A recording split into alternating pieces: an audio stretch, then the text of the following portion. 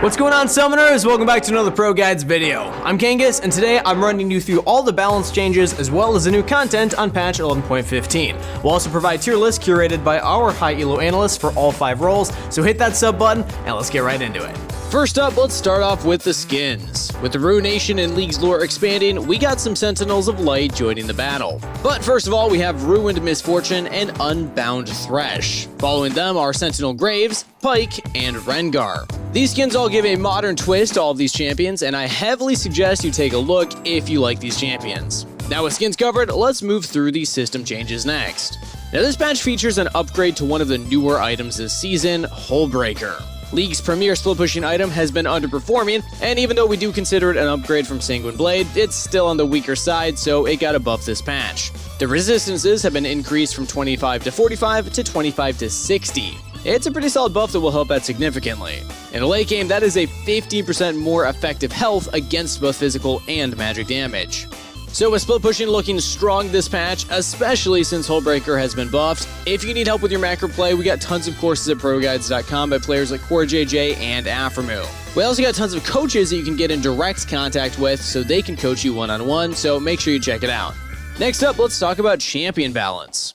We'll start with the top lane, and this patch, top lane is pretty eventful with changes. We'll start off with one of the more popular picks right now in Gwen. Although she underperformed upon release, various changes have paved the way to success for her. In high elo especially, Gwen's got a ton of presence with high pick rates as well as high ban rates. And while her win rate does fluctuate, it's certain that she's a powerful pick, especially because of how well she scales. So on this patch, her ease attack speed bonus was decreased from 40 to 80% to 20 to 80%. The loss of early game attack speed will make taking fights early on that much harder for Gwen. With such a rewarding late game though, this nerf makes it slightly riskier to pick Gwen if you're the type to play aggressively. But since you'll still end at 80% attack speed, I imagine that more passive laners probably won't even notice the difference. But at the end of the day, the ability was nerfed at its first rank, meaning that players will have to deal with the loss of bonus attack speed for at least the first 50 minutes of the game. This also might affect you taking Ignite on her in the top lane like a lot of pro players like to do. Gwen will remain an S tier pick in spite of the change for now, because we don't think it's big enough to knock her down a full tier. Now, I'm sure none of you are surprised, but Aurelia has also been nerfed this patch. Last patch was crazy, and she absolutely went off after some adjustments. Most notably, her W received a massive change, and it's no coincidence that it is the target of this patch too. In both high and low elo, Aurelia saw a massive spike in win rate, play rate, and ban rate. In high elo, she managed to take the spot as the second most popular top laner, which was a huge upgrade from previous patches. Last patch, Aurelia ended with a 52% overall win rate, which was a massive jump from her previous 47%. So this patch, she's been toned down. Her WAD ratio went down from 50 to 40%, physical damage reduction down from 40 to 80 to 40 to 70%, and magic damage reduction from 20 to 40% to 20 to 35. But remember that this is still an upgrade from its previous iteration. It scales up to far exceed the previous values and still includes the new magic reduction. New in quotes, I guess, since it technically used to. But anyway, we'll leave Aurelia in the OP tier for now, but we're making sure to keep an eye on her. But we doubt that this nerf will be enough to take her out. Next up, we got a slight nerf for Wukong. His HP regen per 5 was reduced from 4 to 2.5. Not a big nerf, but it definitely adds up in an extended laning phase. Most of us can probably agree that this nerf won't have a giant impact. The biggest impact it'll have is before your first base. If you're running Summon or Teleport though, I'll go as far as to say that this nerf will not impact you at all. You can just recall and teleport back, and life is still peachy. For Wukong top players that run Ignite, however, every point of health counts. Especially if you're greedy and try to stay for that last mini-wave, you'll now notice some missing health when compared to before. But Wukong's placement will also remain unchanged this patch. Now moving on to the buffs, let's talk about Kennen. A bunch of top lane mains hate playing against ranged champions, and my guess is that this bully is back. His Q's damage has been increased from the original 75 to 235 plus 75% AP to 85 to 265 plus 80% AP. Don't get us wrong here, this is a giant buff, especially at level 9 where you max the ability and can take advantage of that 30 extra base damage. Just make sure that you don't miss. Although we'll leave him in the A tier, I think that there's a solid case he'll make a push to the S tier and higher elos. Next up, Mordekaiser also received a giant buff. His W's cooldown was reduced from 14 to 10 to 12 to 8, and the damage stored is up from 35 to 45%. With this extra survivability, Mordekaiser should be better equipped to take on all the new fighters that are running around the top lane at the moment. And a decreased cooldown means that he also has a little more sustain to work with as well. Mordekaiser will remain in the S tier after his buff. And last but not least is Rumble. No numbers to talk about here, but he's received some quality of life changes. First up, some bug fixes, and his passives Heat Decay and Overheat Check should be more consistent moving forward. We'll leave his placement untouched as well. There is one top lane change that we want to mention though. Viego has been moved all the way down to the C tier. We'll cover his changes in the upcoming jungle section, but he's lost a ton of sustain and even some damage. After finding way too much success as a solo laner, Riot specifically decided to hit him with some intense nerfs this patch. So in the OP tier this patch, we have Set, Camille, and Aurelia. Following them in the S tier are Riven, Mordekaiser, Fiora, Jax, Sylas, Malphite, Gwen, Wukong, Urgot, Shen, Dr. Mundo, and Tahm Kench. Oh, and if you missed our update, Tahm Kench is currently finding a ton of success in the top lane. He deals a lot of damage, and the immense sustain from his Q provides is challenging to play against. But that's it for top laners, so next up, let's run through the jungle. And just like I mentioned a couple seconds ago, Viego was nerfed. But this time, the nerfs are a little stricter. Riot tried to tone down solo lane Viego last patch, but unfortunately the changes were not enough. His ban rate has continued to climb, and he's ended up around a 38% ban rate in high elo.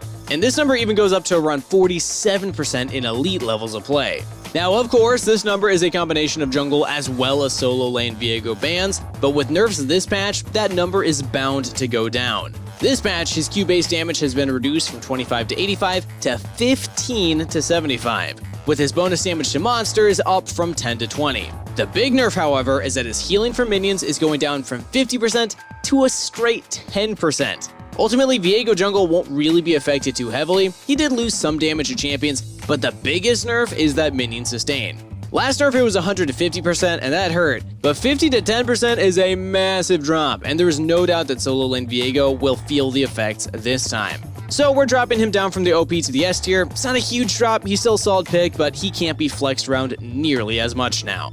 And next up, surprisingly, Nidalee actually got a buff this patch. Her base HP was increased from 545 to 570, and her HP per level is up from 85 to 95. While it might not seem like a big buff, it's one that high elo players will definitely be taken advantage of. Flat health is still a solid combat buff, as fights are often decided by one final auto attack. Plus, you can still take Conqueror on Nidalee, and now you have more health to work with. Although we'll leave Nidalee's placement untouched, we expect to see a small increase in her win rate and higher elos. Alright, before we finish up with junglers, it's time for our question of the day. If you could remove one mythic item from the game, would you? And if so, which one, and then why? Personally, I'd take out Everfrost because I think it's kind of stupid that an item can give you CC in a kit that otherwise wouldn't even have it, but let me know your thoughts in the comments down below. So next up, Shyvana is also up for a buff. While she's done decently in overall play, she has been heavily underperforming in high elo specifically. So this patch, her Q's cooldown has been reduced from 9 to 5 to 7 to 5 seconds, and the AP ratio increased from 25 and 15% to 35 and 25%. That is a 20% buff as well as a major cooldown reduction. With significantly increased clear speed as well as more damage, Shyvana is in a much better spot than before, and we're moving her up to the B tier. And in other news, things are actually looking pretty promising for Lilia. Her overall win rate shot up from 45% at the end of patch 11.13 to 50% by the end of last patch. A much more accessible pick than before, there's a good chance that we move her back to the S tier very soon. It appears that a lot more players are able to use her effectively after the combat buffs that she received, so we'll keep an eye on her, but she's staying where she is right now.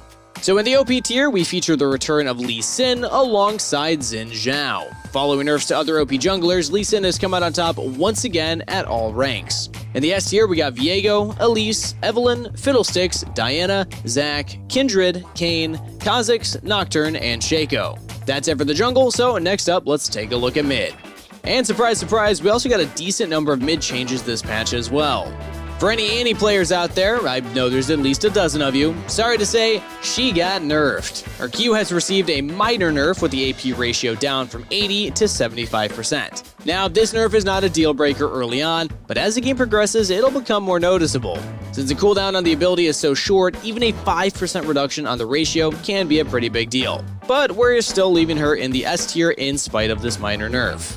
Now, Aurelian's Soul was also nerfed this patch. A rather controversial change. The reason Riot went ahead with this change was that his win rate in elite levels of play was way too high. While he's unpopular, players at the top are finding way too much success with him, and one amateur player always plan ahead in particular. This guy's played on a lot of amateur teams and is trying to go to Academy and Pro play, and he kinda one-tricks this champion. And there's a couple other high elo players that play him too. I don't have much of an opinion on this change. His play rate's already so low, and I feel like he needs some other changes to make him more accessible as well. But anyway, his ease flight distance was reduced from 5,500 to 7,500 to a flat 5,000. This means that his ability to roam has taken a pretty big hit. But Aurelian Soul's placement also remains unchanged. Now, Kayle is also facing a nerf this patch, as she's finding success in both at the top and the mid lane. However, things are sailing too smoothly for her in the mid lane, so the safety that the lane innately provides might be a bit too much. As a result, she's consistently scaling up and carries games with ease. So Kayle's magic resist has been reduced from 30 to 26, making her more vulnerable to mid lane opponents. And as we all know, the majority of mid laners deal magic damage, so this should make it easier to bully out Kayle and either pick up solo kills or just force her out of lane altogether. Although Kayle would have made the push into the S tier, we'll adjust her to the A tier following this nerf. AP assassins especially should have no problem pressuring her on in the early game. Now, Sylas has been a top tier mid laner for quite some time, and he's been nerfed as well. His Q's damage is going up from 60 to 280 plus 80% AP to 70 to 290 plus 90% AP.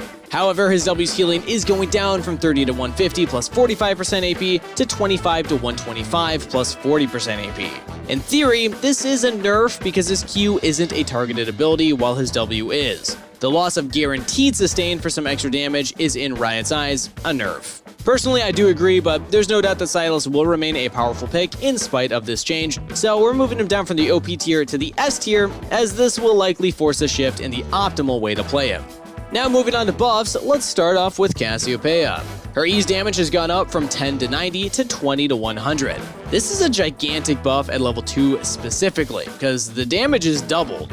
It is a huge investment of mana to trade heavily that early on, but having the pressure to do so is a pretty significant change. Later into the game, 10 more damage is still a pretty big deal too, and I can't even count how many times she casts her E in a teamfight anyway, so the longer one goes, the more value that she gets out of this buff. We're moving her up to the A tier because of this. And next up for buffs is Syndra. Her Q's mana cost has been reduced from 60 to 80 to 40 to 80. Now, our analysts say that at the very least, it's a noticeable early game buff and players will feel less restricted with their Q usage, but they want to keep her in the C tier in spite of it. Now, I rarely disagree with our analysts, but I think she's going to be a lot better than that, but we'll keep an eye on her and then adjust her accordingly. Now in the OP tier, we have Katarina and Zed, followed up by Sylas, Talon, Annie, Fizz, Kiana, Diana, Ahri, Yone, LeBlanc, Kassadin, Anivia, Vladimir, Yasuo, Malzahar, and Aurelia. And while we're still keeping an eye on her, LeBlanc could potentially push into the OP tier as well. She's been on the border, and depending on how the meta shifts this patch, there's a good chance that she makes it. So make sure to keep an eye on the channel for our mid-patch update next week.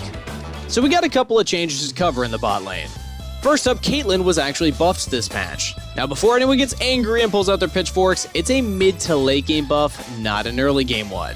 Her Q's AD ratio was raised from 130 to 170% to 130 to 190%. And anytime Caitlyn has received an early game buff, she's taken over the bot lane meta, so I welcome a change that won't have that sort of effect. With more Q damage later into the game, it's more rewarding to pick Caitlyn than before. Sometimes you can pick up an early lead and simply get outscaled, but this buff makes it so that you can get some more value out of playing the laning phase well. So we moved her up to the A tier as a result. Xayah was also recently buffed, but it wasn't really enough. As a result, she's getting another one. Her ultimate cooldown was lowered from 160 to 130 to 140 to 100. This is a massive late game buff, as you could easily catch her without her ultimate every other fight. But after this change, Xayah will likely have her ultimate available any time that you run into her. Well, as long as she's not running headfirst into any unwarded brush. Although we moved her up to the B tier, we'll continue to monitor her performance, especially in elite levels of play, because it could go even higher. Now, other changes that we've made are that we dropped Senna and Sivir down to the B tier. Senna has been underperforming as a bot laner, but at the very least, things are faring well for her as a support. Sivir, meanwhile, is slowly falling behind her competition, as many other marksmen are receiving buffs. So our OP picks are Ezreal and Samira, followed up by Jinx, Kai'Sa, Ashe, Vayne, Jhin, Ziggs, Tristana, Draven, and Kog'Maw in the S tier.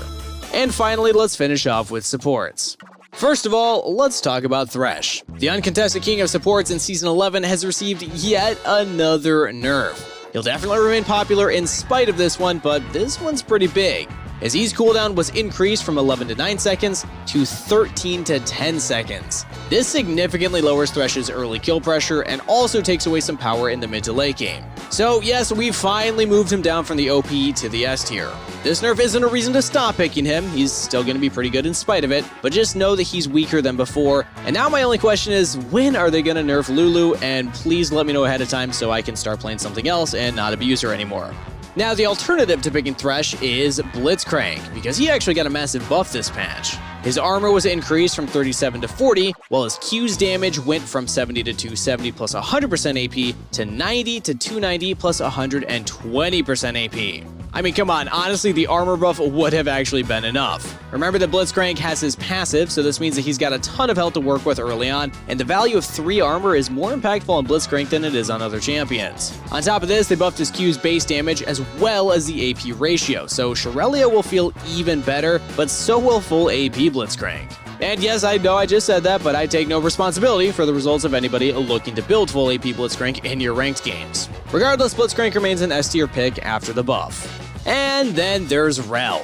Also buffed, her W's cooldown was lowered from 13 to 11 seconds. Admittedly, it's a good buff, but won't completely offset the massive nerfs that she received in her last set of changes. I think she's going to remain a B tier pick for this patch, and other more prominent picks will probably steal the spotlight.